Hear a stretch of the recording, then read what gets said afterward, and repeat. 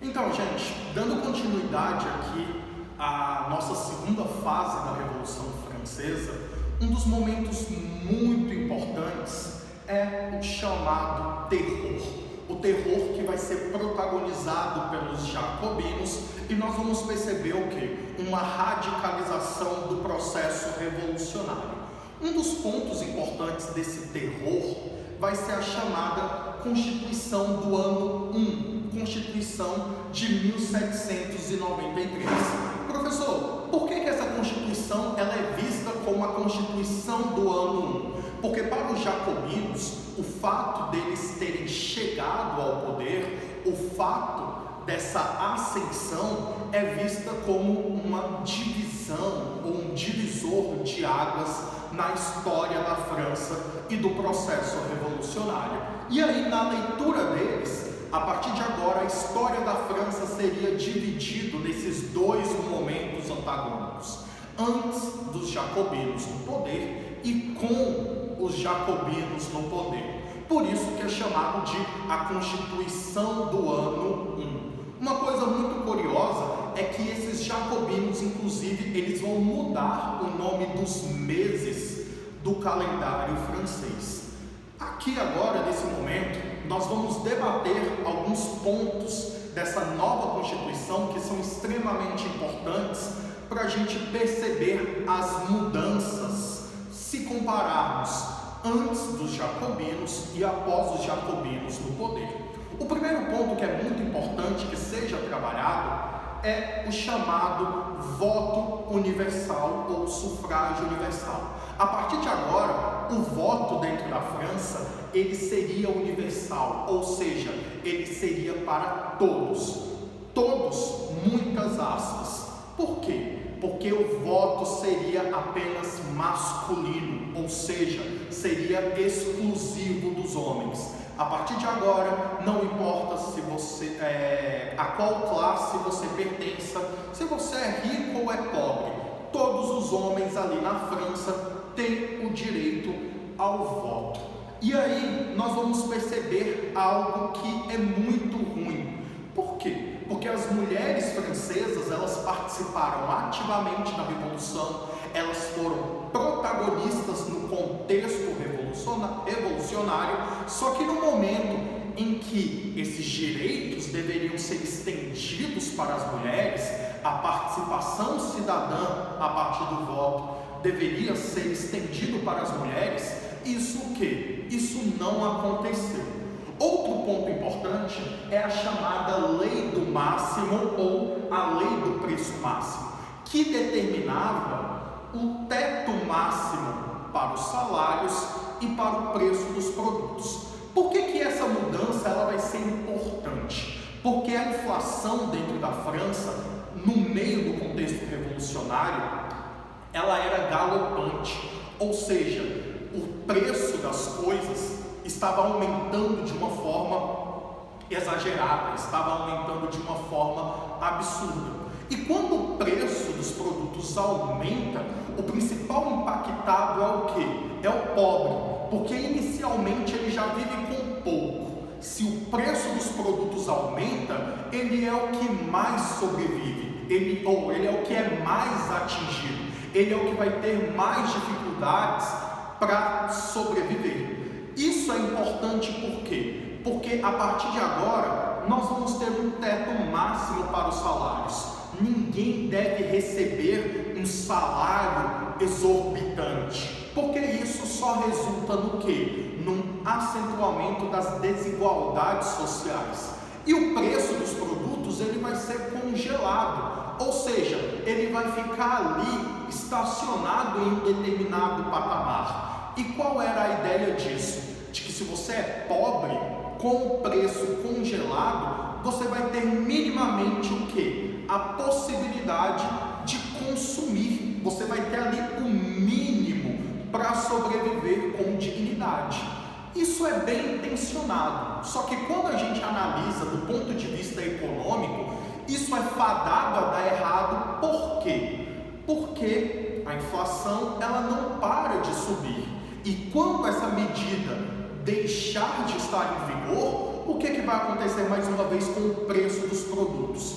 Vai saltar. Mas os jacobinos, eles impuseram essa mudança. Outra mudança muito importante vai ser a venda de bens públicos, de bens públicos e dos bens de pessoas que fugiram da França temendo algum desdobramento da Revolução.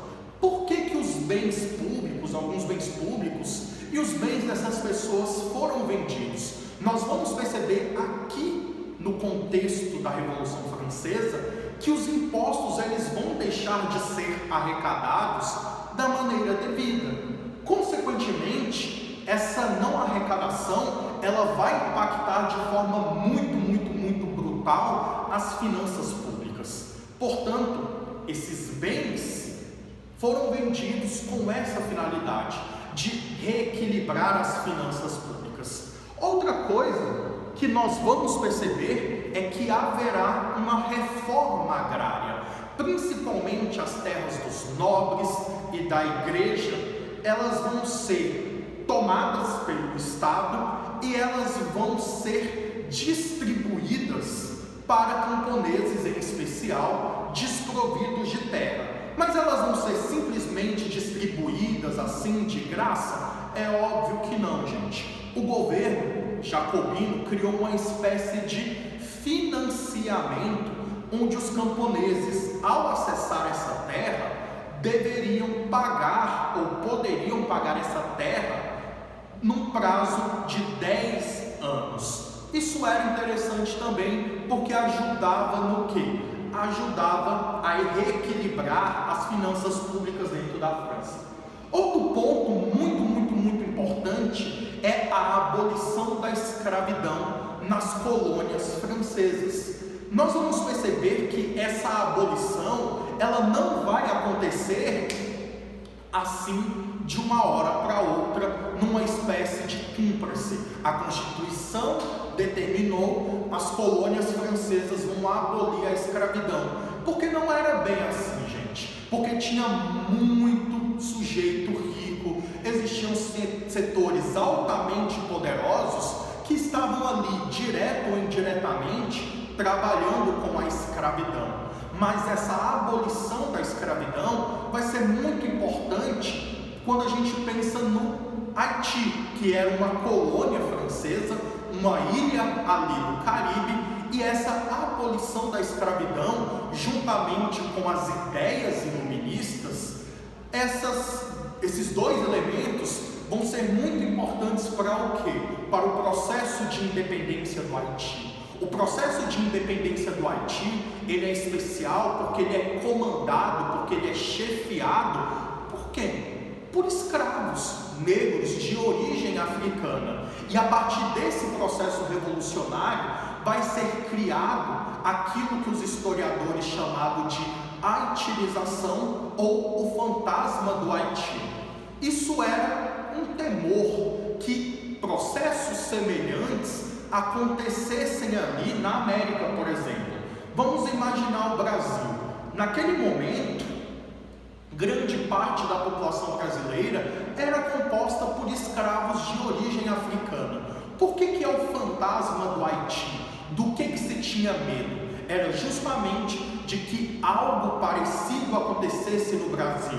Os escravos se rebelassem, assassinassem a maior parte da população branca e essa colônia se tornasse um país independente. Por isso que ali no século XIX, nós vamos ver que as rebeliões chefiadas principalmente por negros de origem africana, eles serão o quê?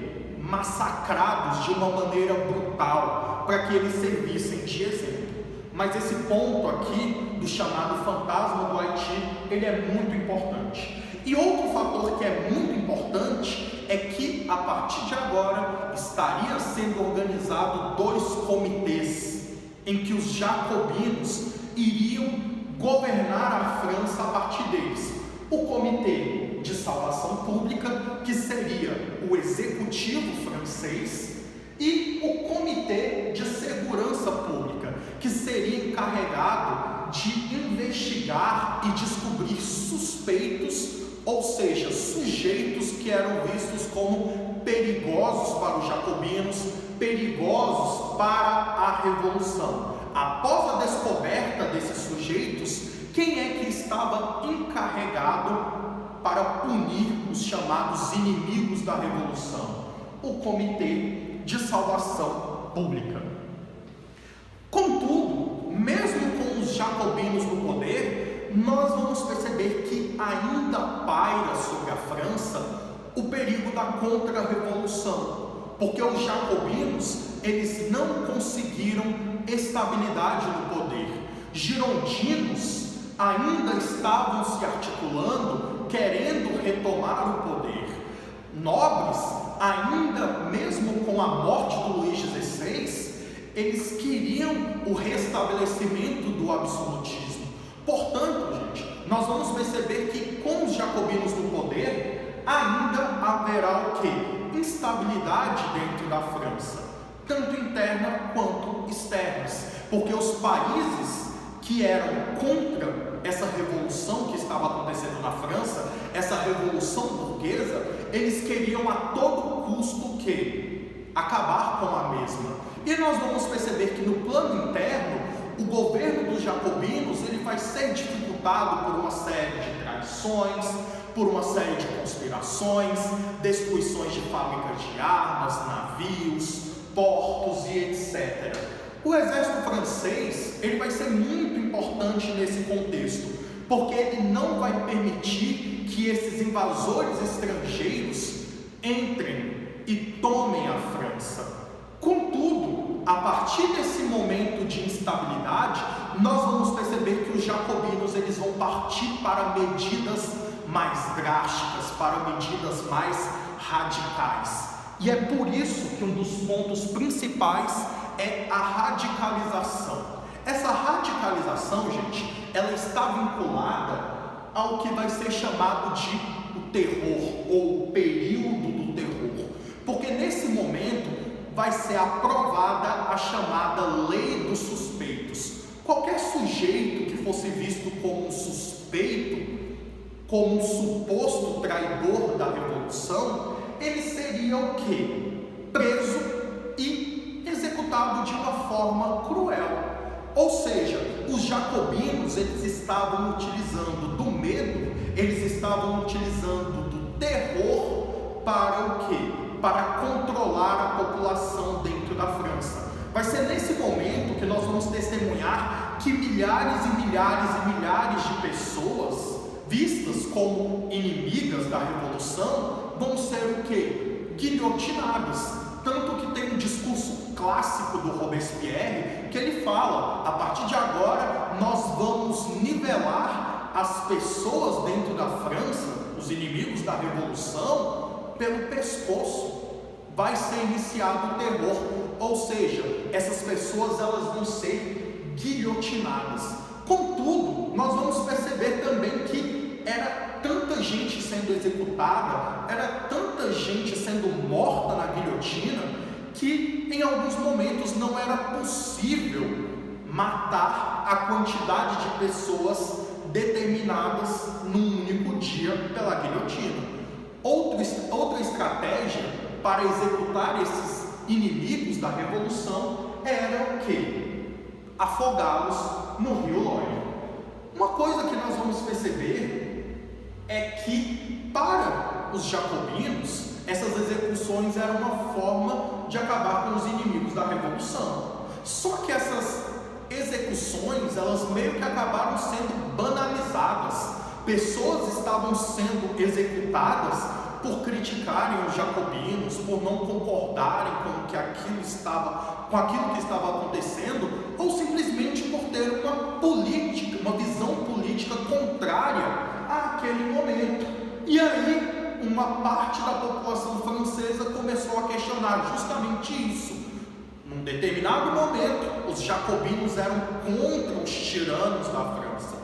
E agora eles próprios se tornaram os tiranos.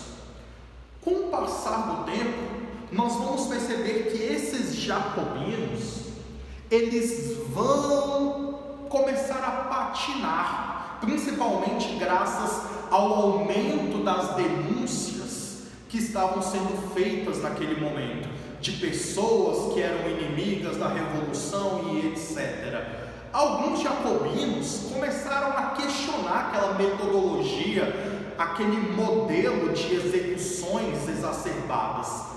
E nós vamos ver que esses jacobinos que eram contrários a esse modus operandi, eles também vão acabar sendo o quê? Guilhotinados. O principal líder jacobino que vai ser guilhotinado pelos seus companheiros jacobinos é o Danton. Ou seja, gente, quando os jacobinos começam a executar jacobinos, existe um enfraquecimento mútuo desse partido político. E com o enfraquecimento desses jacobinos, quem é que vai se aproveitar desse momento?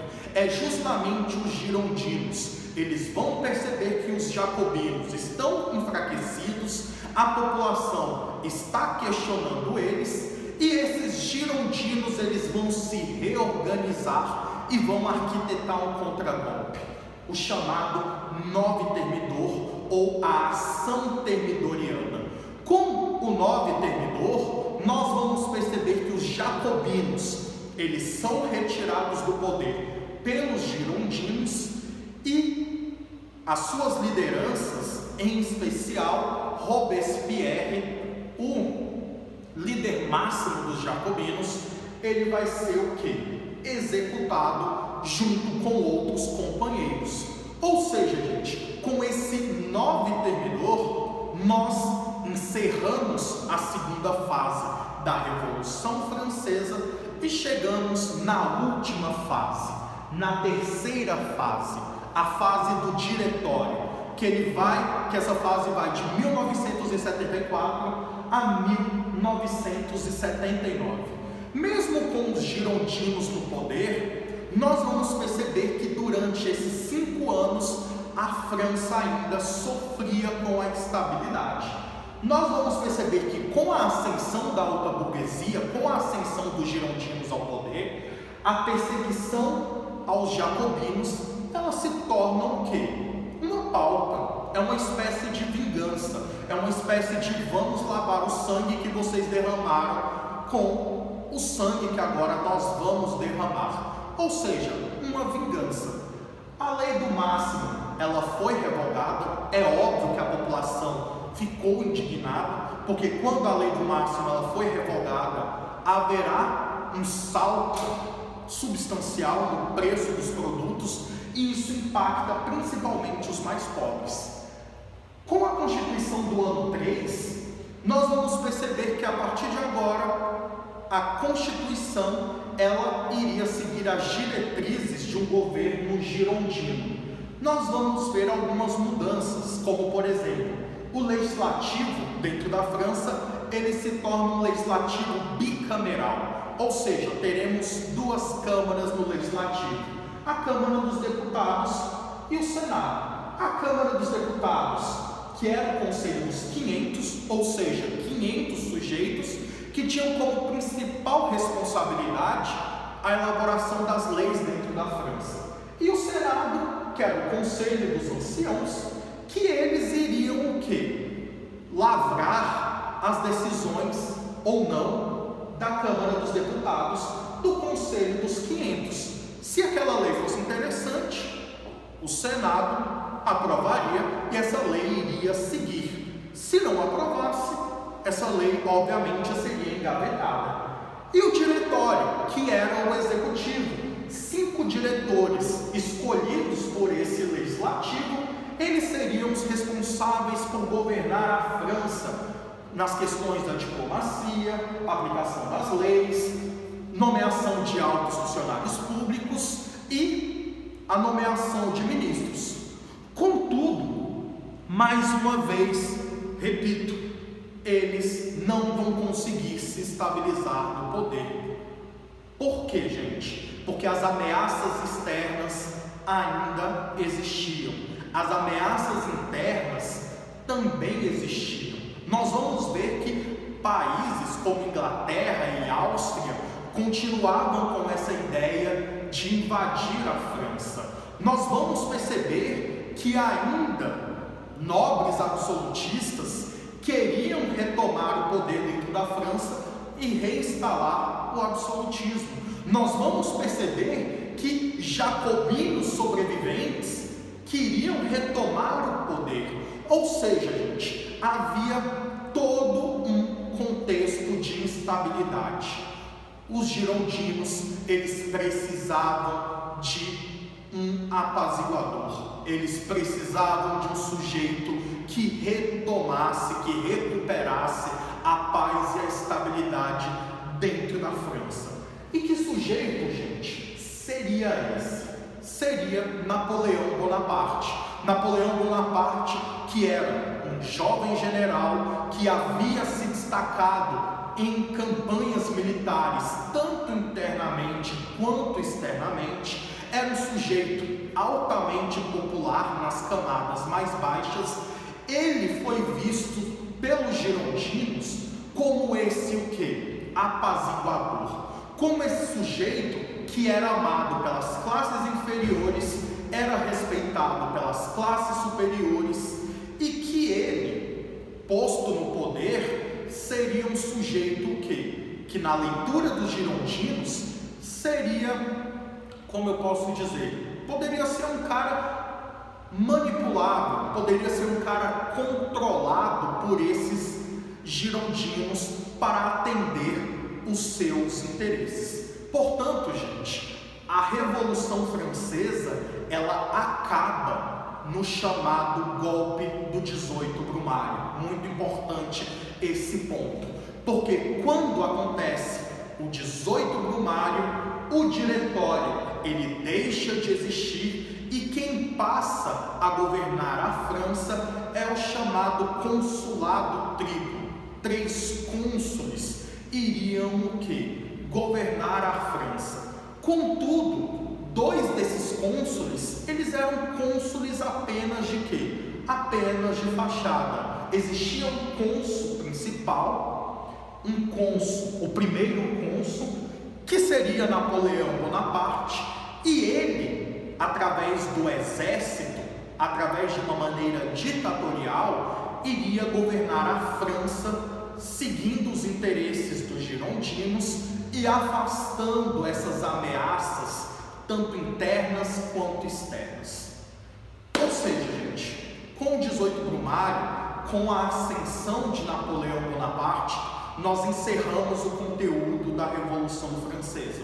Nós vamos perceber que esse processo ele foi altamente demorado, teve várias fases, houveram vários grupos que estavam ali disputando a hegemonia, que estavam ali disputando o poder. Só que no final das contas, quem foi o grupo privilegiado, quem foi o grupo vencedor da Revolução Francesa? Foi justamente a alta burguesia. Com a ascensão de Napoleão Bonaparte, nós vamos testemunhar os interesses da alta burguesia sendo colocados em prática ali na França. Gostaria de agradecer a todos, um forte abraço e até a próxima gravação, gente. Tchau, tchau.